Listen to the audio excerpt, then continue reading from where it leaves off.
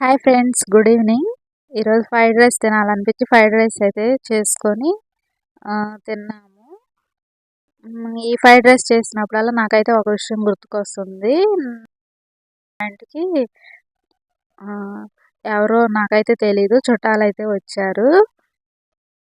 ఇంక అప్పుడైతే ఫాస్ట్గా ఇంట్లో ఏం లేవని ఫ్రైడ్ రైస్ అయితే చేశాను. నేనే చేశాను అప్పుడు.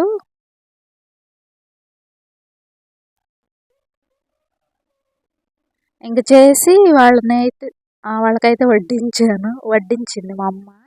వడ్డించిన తర్వాత వాళ్ళు అన్నారు, ఎందుకమ్మా, మేము కలుపుకునే వాళ్ళం కదా, ఎందుకు ఎగ్ ఫ్రైని మీరే కలిపేశారు, మేము కలుపుకొని తినేవాళ్ళం కదా అన్నారు ఫ్రెండ్స్.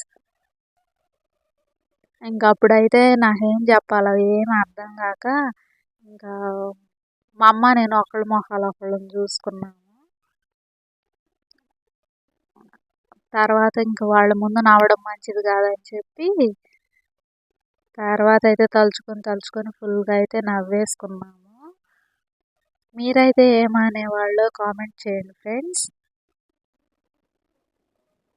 కొన్నిసార్లు అనిపిస్తుంది నిజమే కదా అని, ఎగ్ ఫ్రైలో అన్నం వేసి కలుపుకున్నా కూడా అలాగే ఉంటుంది కదా, కాకపోతే ఎందుకో కొంచెం టేస్ట్ అనేది కొంచెం డిఫరెంట్గా ఉంటుంది అంతే.